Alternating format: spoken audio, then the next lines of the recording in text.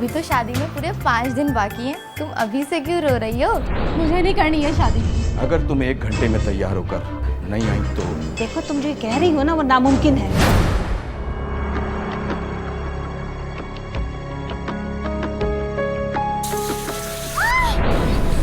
ये तो बहुत ज्यादा जल गया है, चलो हॉस्पिटल चलें। मैं तो बस इस बात की मुंतज़िर थी कि कब वो मुझे आज़ाद करेंगे। अपना सामान बांधो, तुम आज़ाद हो। मैं तुमसे मिलना चाहता हूँ। मुझसे?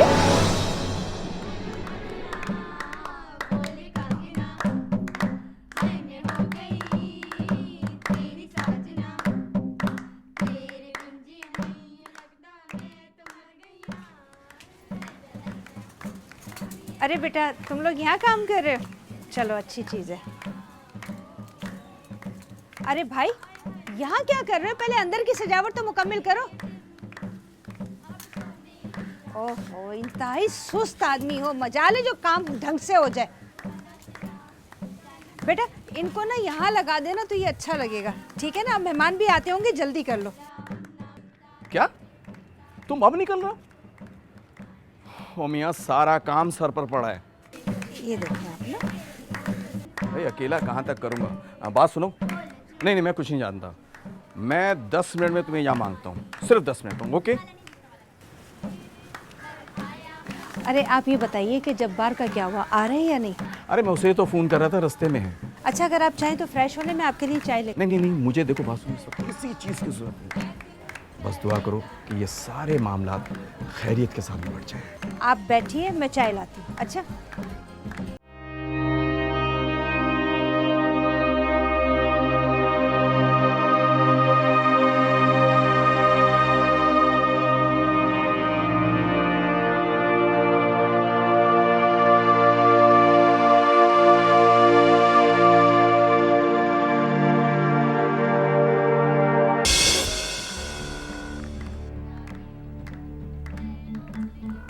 फोन उठाओ, damn it.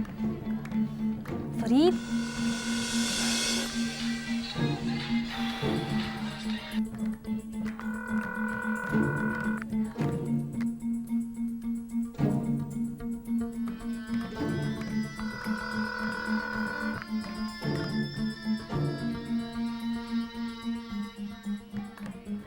Hello hello Farid, अब क्यों फोन कर रही हो मुझे तुम? प्लीज़ फरीद कुछ करो, आज मेरी माई हुआ है। नैना मैं तुम्हें पहले ही समझा चुका हूँ, तुम्हारे वालिदैन नहीं।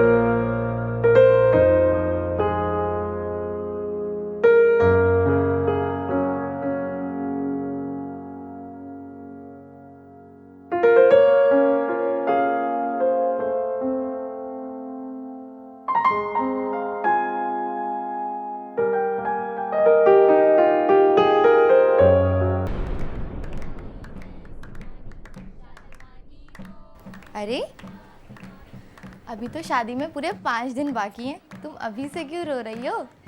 लगता है नैना बीबी रोने की प्रैक्टिस कर रही हैं।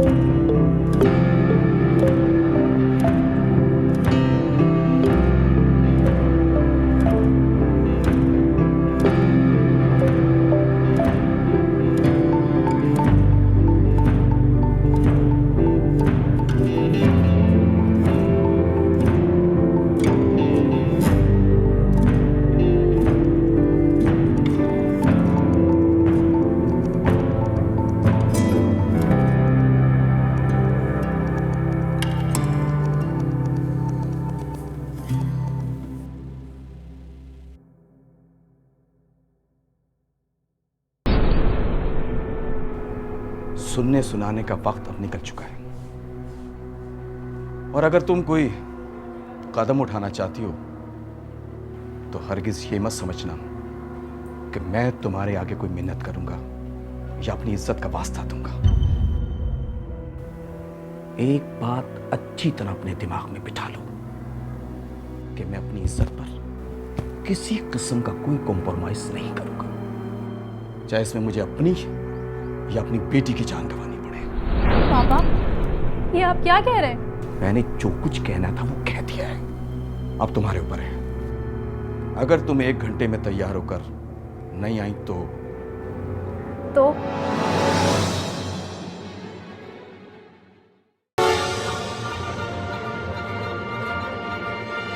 अगर तुम 1 घंटे में तैयार होकर नहीं आई तो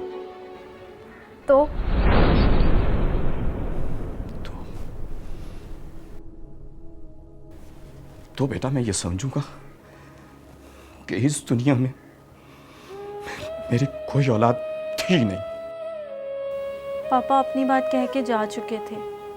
शायद उन्होंने मेरी आंखों में बगावत पढ़ ली थी, तभी उन्होंने ज़िंदगी में पहली मर्तबा मुझसे इस अंदाज में बात की थी।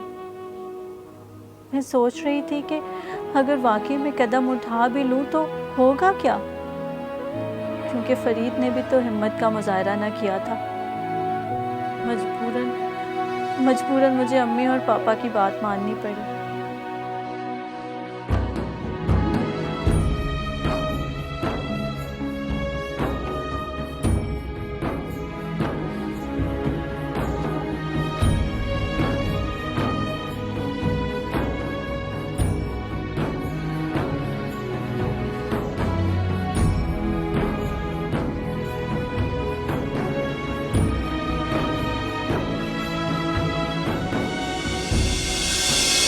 पता है ये आंसू किसके लिए निकल रहे हैं?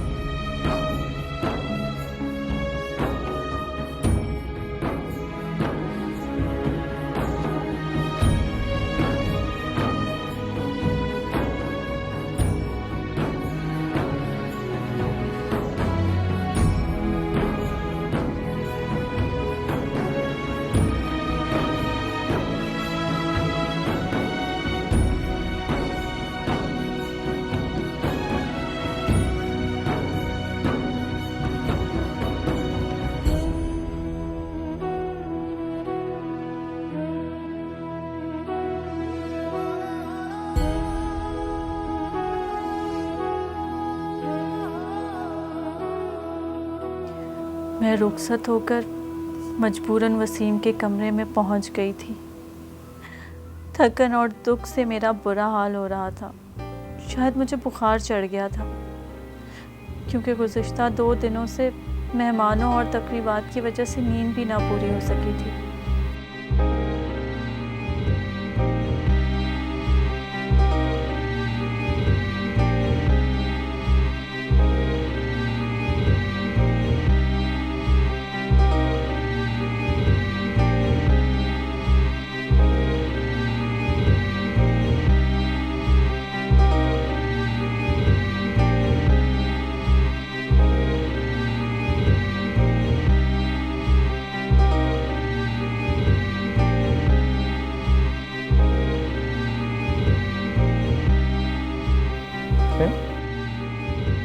तुम्हें तो बुखार हो रहा है, तुमने मुझे बताया क्यों नहीं? अच्छा, मैं तुम्हारे लिए टैबलेट लेके आता हूँ।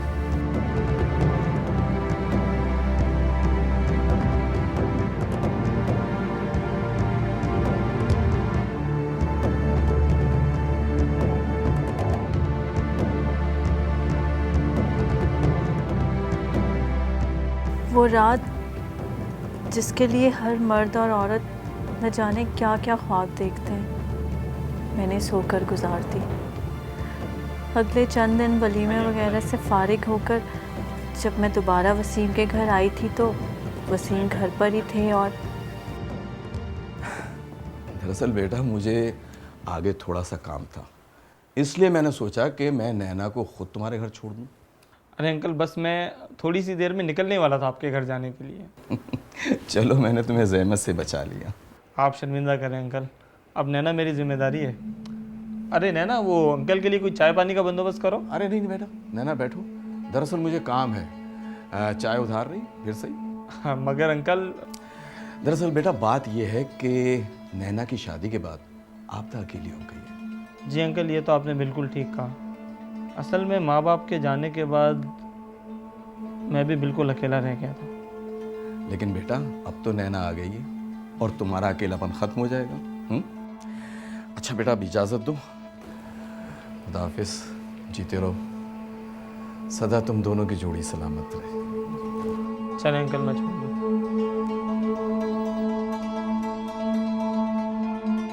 वसीम अब तक बेहद शरीफ और तहम्मुल मिजाज साबित हुए थे। मेरी इग्नोरेंस के बावजूद अभी तक उनके माथे पे बल तक ना आया था। शायद वो यही समझ रहे थे कि अभी इस माहौल की मैं आदी नहीं हूँ। कुछ अरसे में जब मैं यहाँ और उनकी आदी हो जाऊँगी तो सब ठीक हो जाएगा।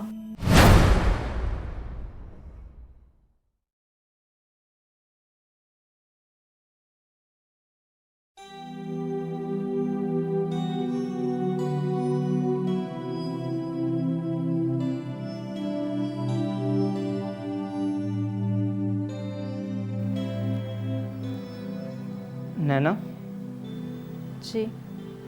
ये तुम इतनी खामोश खामोश क्यों रहती हो? पता नहीं। तुम्हें मुझसे कोई शिकायत है क्या? आपसे कैसी शिकायत? कभी कभी मुझे ऐसा लगता है कि तुम मेरे साथ होने के बावजूद भी मेरे पास नहीं हो। नहीं तो? पता है, मैं तुम्हें हर वक्त हंसता मुस्कुराता और खुश देखना चाहता हूँ। मैं खुश हूँ। मगर मुझे क्यों नहीं लगता? खाना लगा दूँ? नहीं। क्यों? आज हम कहीं बाहर डिनर करेंगे। मेरा मूड नहीं है और ना मुझे भूख लग रही है। अच्छा, तो फिर किस चीज़ का मूड है तुम्हारा, वो भी बता दो। मुझे नींद आ रही है। इतनी जल्दी? हाँ, वो घर में सारा दिन काम में लगी थी तो आराम करने का मौका नहीं लगा। अच्छा, ठीक है, तो फिर तुम सो जाओ। मैं खाना लगा देती हूँ आपके लिए। मेरा इतना सख्त रवैया होने के बावजूद ये शख्स मुझ पे इतना मेहरबान क्यों था, मुझे समझ में नहीं आ रहा था। मुझे तो लग रहा था कि मेरे रवैये पे वो नाराज़ होंगे, मुझे डांटेंगे, मगर वो इतने नरम मिजाज और बाज़र्फ इंसान थे कि शिकायत तक नहीं करते थे। हमारी शादी को दूसरा माह था, लेकिन अब तक वसीम ने मेरे करीब आने की कोशिश नहीं की थी। मैं हैरान थी, अब तो मुझे अपने अंदर खालीपन महसूस होने लगा था। और वसीम की मोहब्बत का ये हाल था कि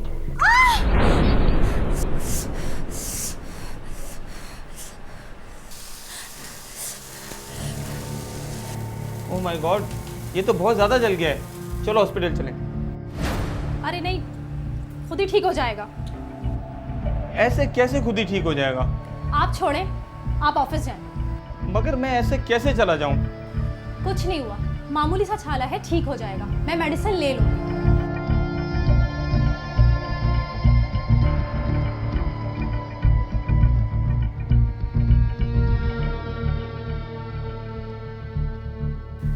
बड़ी मुश्किल से वो ऑफ़िस गए थे और ऑफ़िस पहुंचते ही उन्होंने मुझे फ़ोन किया। ऑफ़िस से आने से पहले तक वो मुझे 10 फ़ोन कर चुके थे।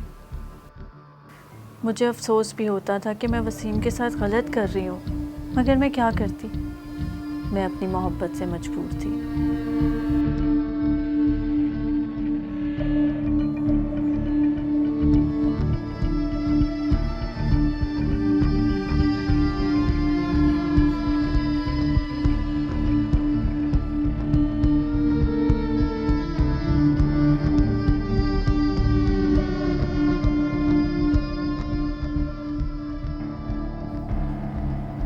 क्या ऐसा नहीं हो सकता कि जब मैं घर आऊं तो तुम मुस्कुरा के मेरा इस्तकबाल किया करो? मुझे ऐसे चोचले बिल्कुल भी पसंद नहीं। मेरा दिल चाहता है कि तुम मेरी पसंद के कपड़े पहनो। आप ऐसा करें कि एक रिबॉट ले आए जो आपकी सारी फरमाइशें पूरी कर दे। तुम्हें ऐसा नहीं लगता कि तुम भी एक रिबोट ही की तरह हो? हाँ हूँ, तो फिर छोड़ दो मुझे। देखो, मैं तुम्हें छोड़ने के लिए यहाँ नहीं लाया हूँ। सुने वसीम, आपने मुझे मेरे हाल समेत कबूल किया है, इसलिए मैं अब तक यहाँ हूँ। क्या मतलब? मतलब ये कि जिस दिन आपने मुझसे मनमानी करने की कोशिश की तो वो दिन इस घर में मेरा आखिरी दिन होगा।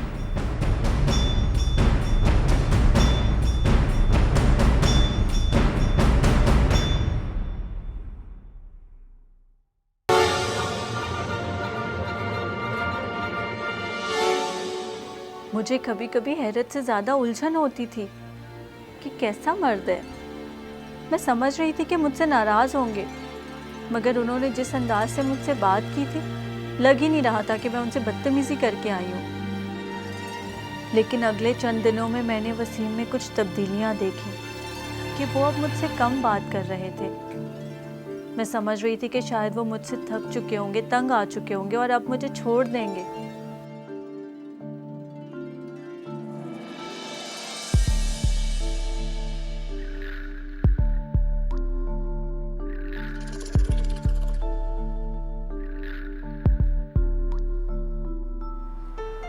नैना, यार वो तुम्हारी कज़न है ना, क्या नाम है उसका, अमारा। आप क्यों पूछ रहे हैं? मुझे उसका सेल नंबर चाहिए। वो क्यों? अगर मैं ना बताना चाहूँ तो?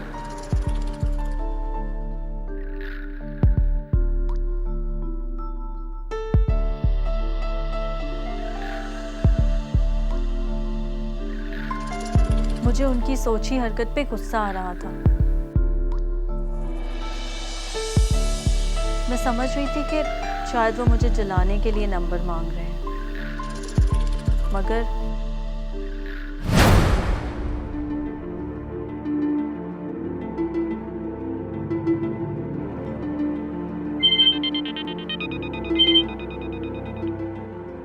हेलो, अस्सलाम वालेकुम। हेलो, हाँ हमारा, मैं वसीम बात कर रहा हूँ, नैना का हस्बैंड। अरे वसीम भाई, आप खैरियत तो है? हाँ, सब खैरियत है, बस मुझे तुमसे एक छोटा सा काम है। मुझसे? हाँ, बोलो, करोगी ना? अगर कर सकी तो ज़रूर करूँगी, आप बोलिए। मैं तुमसे मिलना चाहता हूँ। हाँ तो ठीक है ना, आप लोग आज हमारे घर आ जाइए और रात का खाना हमारे साथ खाइए। अरे नहीं भाई। तो फिर? मुझ पे ट्रस्ट है? जी वसीम भाई। तो फिर मुझसे बाहर मिलो। बाहर? हाँ, जहाँ तुम कहो, होटल, पार्क या कहीं भी। नैना भी साथ होगी ना? नहीं। नैना साथ नहीं होगी? मुझे बहुत ज़रूरी काम है, बस ये समझो कि मेरी ज़िंदगी का मामला है। डराएं तो नहीं? और मुझसे वादा करो कि तुम ये बात किसी को भी नहीं बताओगी जब तक मैं ना कहूँ। ओके। ठीक है, तो फिर ये बताओ कि हम कब और कहाँ मिल रहे हैं? मैं आपको सोच के बताती हूँ। ठीक है, मुझे तुम्हारे फ़ोन का इंतज़ार रहेगा। अच्छा, ओके, अल्लाह हाफिज़। ओके, अल्लाह हाफिज़। हमारा क्या हुआ, खैरियत तो है? वसीम भाई क्या कह रहे थे? यार वो कह रहे थे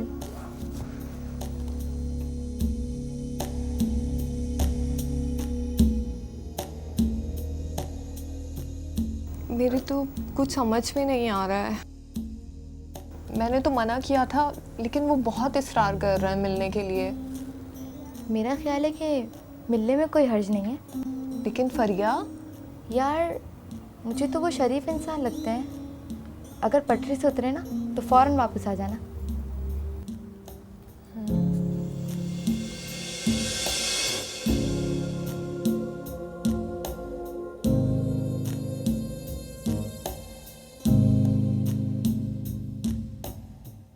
हमारा, अब तुम ही बताओ मैं क्या करूं। तो आप उसी से पूछिए ना कि आखिर वो चाहती क्या है। उससे तो मैं 10 दफ़ा पूछ चुका हूँ, लेकिन वो कोई जवाब ही नहीं देती। तो वसीम भाई अब आप ही बताएं, मैं आपकी इसमें क्या मदद कर सकती हूँ। अच्छा ये बताओ, शादी से पहले नैना अपने अम्मी अब्बू के घर पे भी इसी तरह से रहती थी? नहीं तो कोई चक्कर वक्कर तो नहीं था उसका? नहीं नहीं, तो ऐसी तो कोई बात नहीं है। देखो हमारा, अगर ऐसी कोई बात है तो प्लीज़ मुझे सच सच बता दो। मेरी सारी ज़िंदगी का मामला है। वो वसीम भाई असल में जी ऐसी ही बात है।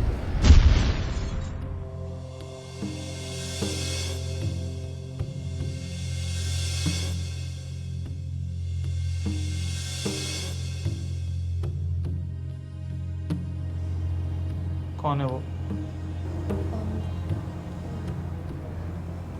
फरीद।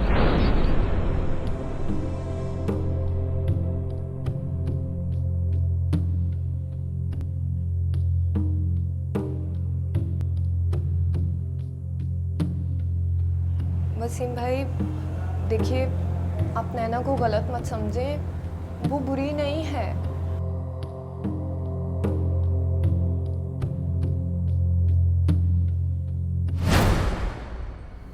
मैं महसूस कर रही थी कि अब वो मुझसे खिंचे खिंचे रहने लगे थे। मैंने वजह जानने की कोशिश भी नहीं की थी।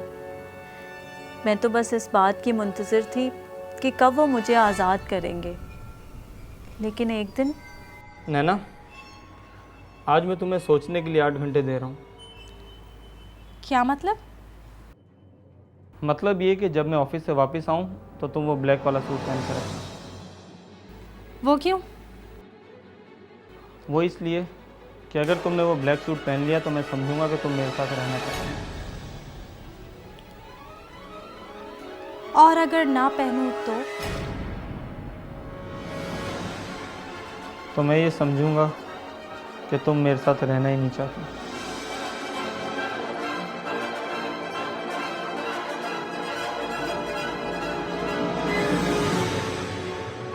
आज मैं बेहद खुश थी कि वसीम मुझे खुद छोड़ने पर रज़ामंद हो गए, और वो भी बगैर किसी लड़ाई और हुज्जत के। मैंने तय कर लिया था कि मुझे क्या करना है।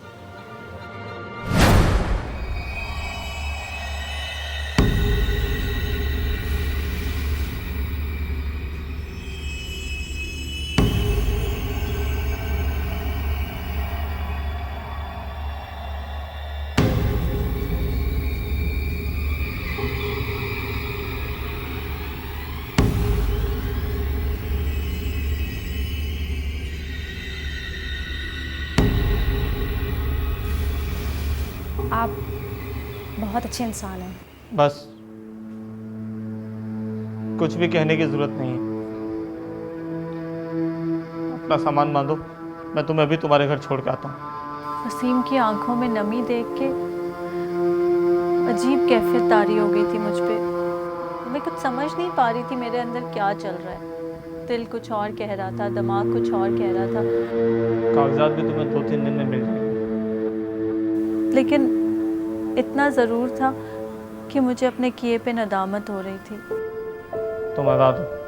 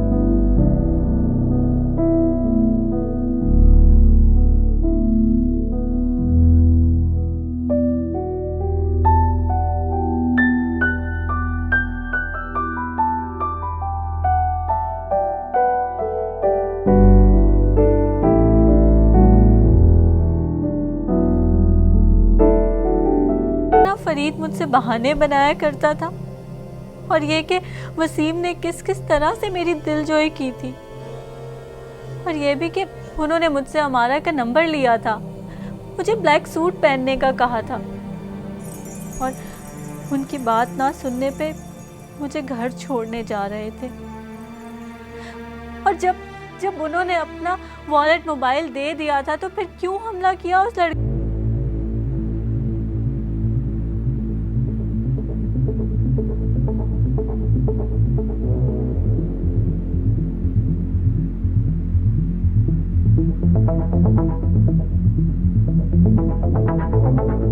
लड़की हूँ, कैसी औरत हूँ, अपने हाथों से अपना घर बर्बाद करने पे तुली हुई थी।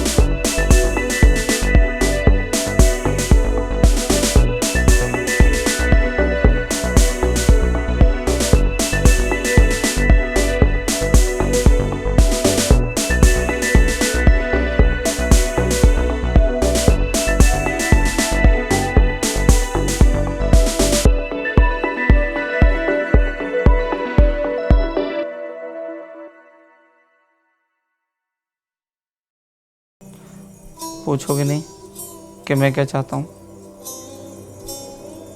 क्या चाहते हैं आप? मैं तुम्हारे दिल में घर चाहता हूँ। वो तो आप